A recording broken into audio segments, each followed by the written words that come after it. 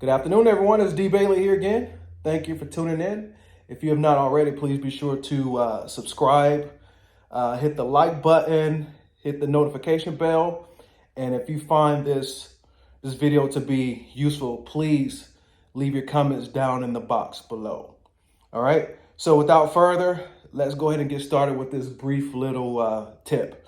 All right. For the last 4 years, guys, I've been pushing homeownership. Real property ownership.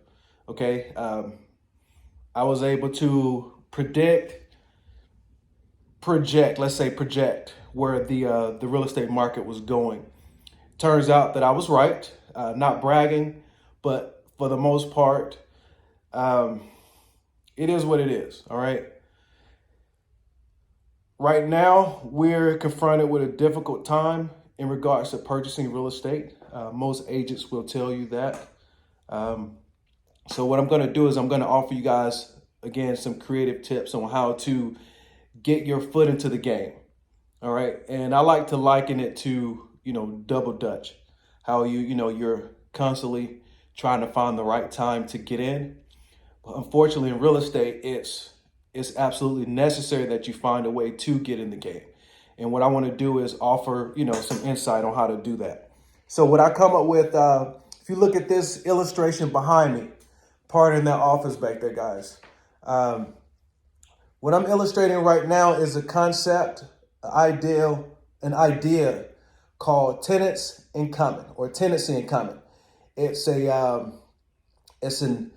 interest in real estate that can be characterized by multiple individuals. Okay, there's an undivided interest in the whole. Okay, in the illustration below, or actually above here and behind me, we're looking at a house. All right, you can't take a house and divide it into thirds. So what happens right here is, if you notice right here, 3 people, each holds a 1/3 interest in the entire property. Okay, let's say hypothetically one person expires. Okay, that 1/3 interest goes to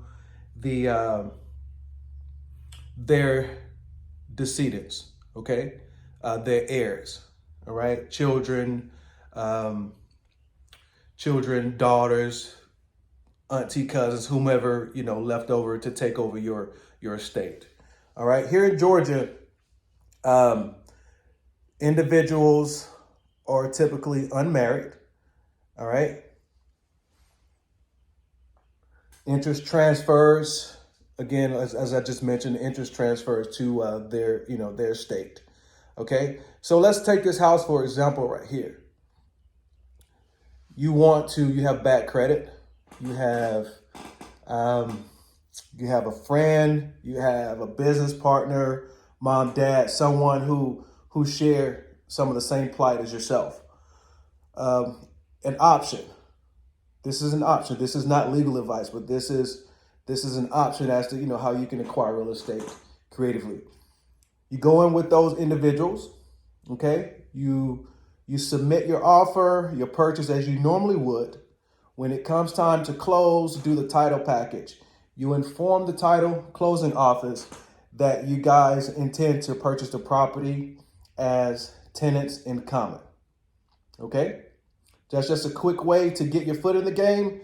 You guys can have a separate attorney, draft up documentation that states what happens in, various scenarios. That way, you guys don't run into legal issues down the line, or it reduces the possibility of running into legal issues.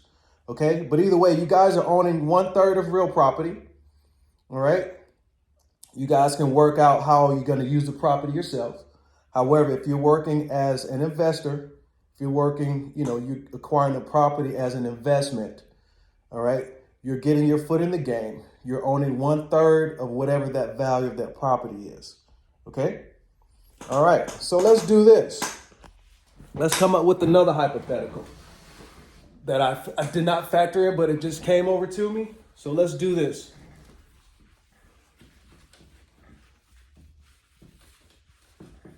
Let's take away this beautiful house right here. Okay. We have a road, no mailbox, no driveway. We still have those 3 individuals. Okay, and we just have raw land. Let's say I got a garden right here. Let's just put something on it. Okay, boom, boom, boom, boom, boom, boom, boom. Let's say there's no structure there. However, you intend to maximize your usage by building something, constructing something. Like, let me take this off. That's not a good example. All right. All 3 of you guys want to go in and purchase the property. What you can do is you take that $10,000 that you guys have. Both of you guys got, all 3 of you guys have about 10K. All right. 30K. We now have $30,000 to purchase some land. Let's say 4 acres.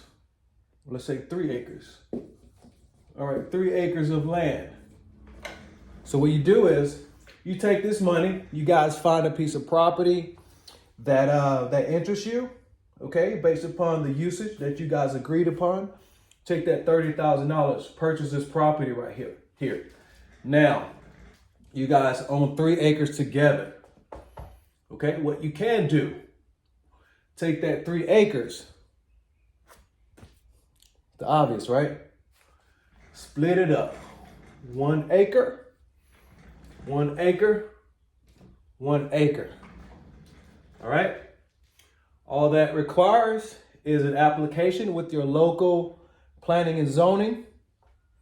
All right. You now subdivide that property. You each have 1 acre apiece. All right. What you can now do, you guys can take your interest in that property. Let's say this property, you purchase it for 30K. You purchase that property, get an appraisal, you do a market analysis through a local agent like myself, and you get a valuation on that property. So let's say that those 3 acres are now, those 3 acres are worth about $45,000. So now you guys collectively now have about 45 minus 30 is 15K. All right. So you guys have made 15K just by purchasing that property. All right. So you now, let's say you have 5K each. Each of you have 5, each of you have 5. All right. So that 5K can now be used as a down payment to get a construction loan, or down payment towards a construction loan. Okay.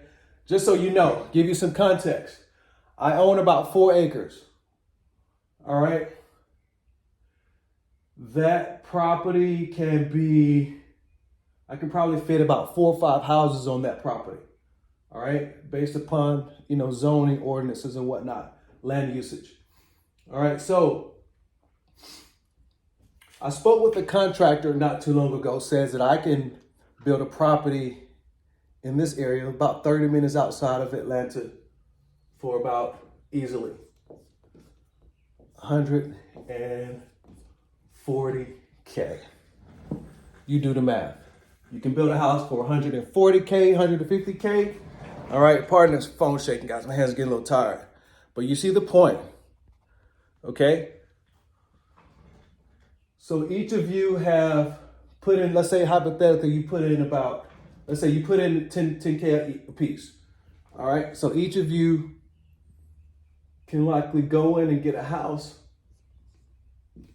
for about $150K.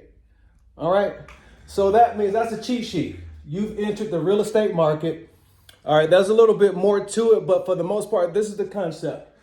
Each of you have acquired a property for $150K, 1 acre each. More than likely, when you build that $150,000 house, your house is going to be worth substantially more. That's just the way real estate works, guys. It's constantly going up. This is the path of real estate historically. All right. You ever been on an escalator? Some of you may say, well, everything's going down right now. Everything's going down. That's not how economics work. Real estate is one of the most scarce products or the scarce commodities in the world. God's not making any more. The more scarce something is, the more value you can attribute to it. All right. So let's go back to this point right here, this illustration.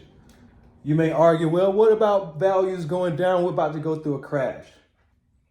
No crash is coming anytime soon, guys. All right. Let's just disregard what you've heard.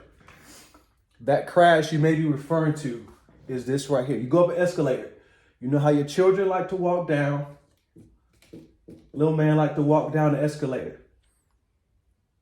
But on the macro level, on the larger scale, this escalator is still going up. Okay? Escalator is still going up. Which means when you started here, okay, you put your 150K here, you're going up. You may come down here.